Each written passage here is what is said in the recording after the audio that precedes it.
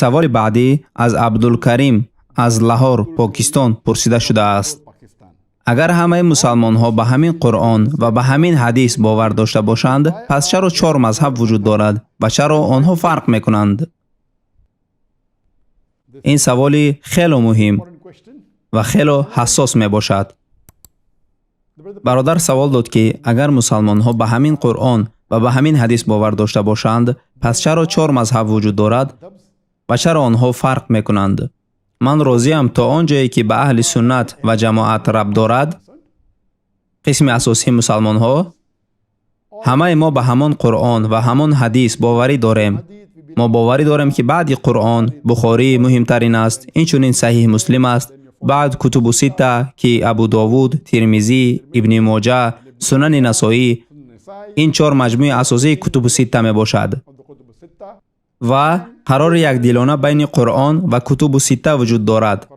баъд аз Қуръон дар ҷои аввал Бухорӣ, баъд Муслим ва баъд дигар 4 китоби ҳадис.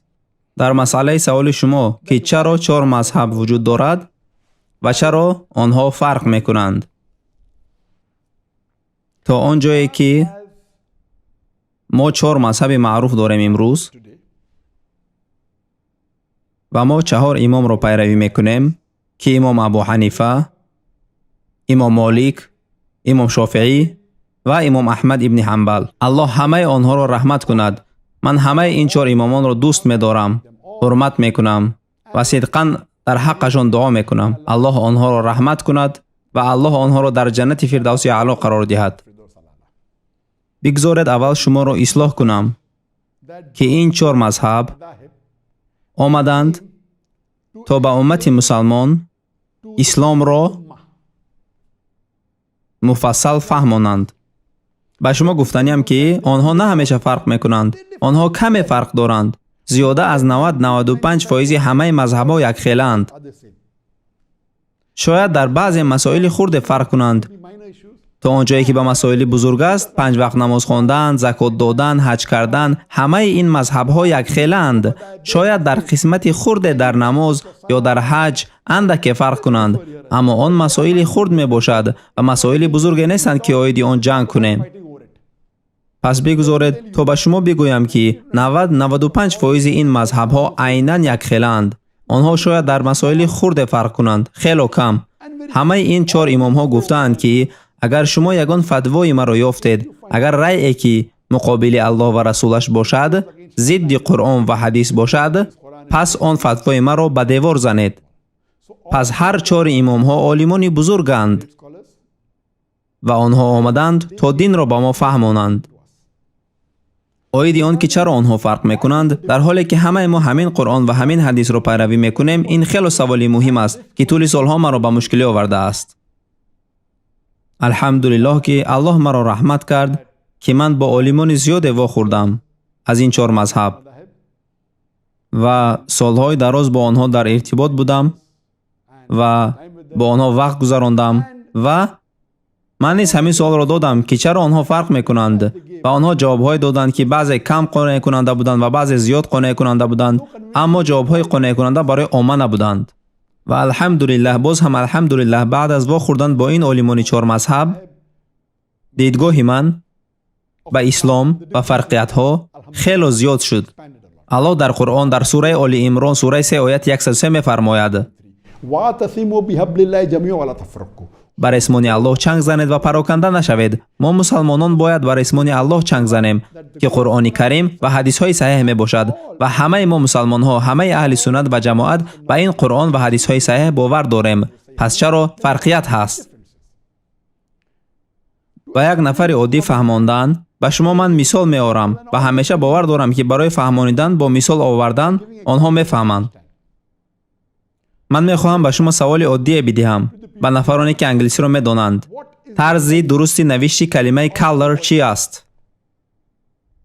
медонед? метавонед дар WhatsApp ҷавоб диҳед ё дар Facebook ҷавоб диҳед ё дар YouTube. тарзи навишти дурусти color чӣ гуна аст? ман ҷавоб нагирифта истодам. тарзи дурусти навишти color чӣ гуна аст?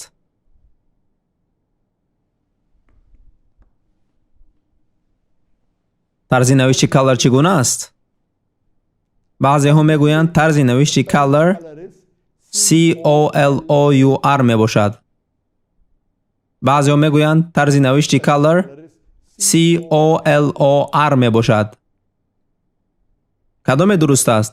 нафаре ки дар забони англисӣ хуб аст ба шумо мегӯяд ки навишти якум ин навишти англисӣ бритониёвӣ аст. COLOUR навишти бритониёвии калимаи color мебошад. COLOR навишти амрикоии калимаи color аст. саволи ман ба шумо ин аст: кадоме дуруст аст? COLOUR or COLOR? ва бори дигар шумо назарҳои мухталиф хоҳед дошт. баъзеҳо шояд гӯянд COLOUR дуруст аст агар ӯ британиягӣ бошад. баъзеҳо гӯянд COLOR дуруст аст агар амрикоӣ бошад. баъзеҳо мегӯянд ҳарду дуруст аст. аммо гарчанде ки онҳо ихтилоф доранд, намебинед ки онҳо байни ҳамдигар оиди ин масъала ҷанг кунанд. шояд фарқ кунанд. британиявӣ мегӯяд COLOUR дуруст аст. ман ҳиндустониам, онҳо моро ҳукмронӣ кардаанд ва қисмати зиёди дунёро бритониёвиҳо ҳукмронӣ кардаанд. пас ҳамаи онҳое ки аз тарафи бритониё ҳукмронӣ шудаанд ва мустамликаи бритониё будаанд, мо англисии бритониёвиро пайравӣ мекунем ва мегӯем ки тарзи навишти color COLOUR аст. амрикоиҳо COLOR мегӯянд. мо ҳардуро қабул дорем. британиягӣ COLOUR мегӯяд, аммо касе COLOR гӯяд. дуруст аст. мо ба ин фарқиятҳо розием. ба ҳамин монанд амрикоӣ мегӯяд COLOR, аммо ӯ розӣ аст. ӯ бовар дорад ки беҳтар аст, аммо ба COLOUR низ розӣ аст. ба ҳамин монанд ман ба шумо мисол овардам. шумо OFTEN-ро чӣ гуна талаффуз мекунед? OFTEN чӣ гуна талаффуз мешавад? баъзеҳо мегӯянд often, баъзеҳо мегӯянд often. пеш он often буд, баъд он often шуд. ҳоло боз одамони нав мегӯянд ки often дуруст аст. те хомӯш нест, он бояд талаффуз шавад. баъзеҳо мегӯянд те хомӯш аст ва барои ин баҳсест. аммо мо дарёфтем ки ҳардуи онҳо дар роҳи худ дурустанд. ба ҳамин монанд ин мактабҳои фикрӣ ки 4 ҳастанд, аслан зиёда аз даҳҳо ва садҳо имомҳо ва уламоҳо буданд. ин 4 имом, имом Абу Ҳанифа, имом Молик, имом Шофеӣ, имом Аҳмад ибни Ҳамбал, Аллоҳ ҳамаи онҳоро раҳмат кунад, Аллоҳ ҷаннати фирдавсро ба ҳамаи онҳо насиб кунад, онҳо машҳуртар буданд. ё мумкин ки шогирдонашон онҳоро машҳур карданд. чандин имомҳои дигар буданд, бисёр шайхҳо, зиёд уламои дигар. аммо ин 4 таълимоти онҳо машҳуртар гашт. мумкин шогирдон онро зиёд маъруф карданд. ва чунин мо 4 мазҳаби бузург дорем. аммо ҳамаи ин 4 уламо ва 4 имомҳо онҳо ҳеҷ гоҳ ҷудогиро байни уммати мусалмонон наоварданд. онҳо назари худро баён карданд. зеро ки агар дар Қуръон возеҳ бошад, ягон мушкиле нест.